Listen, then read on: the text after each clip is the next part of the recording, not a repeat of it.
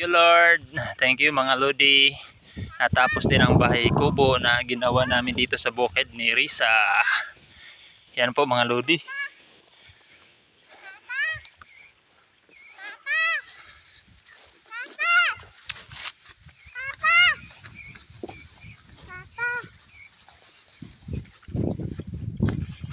Baka mga Lodi oh.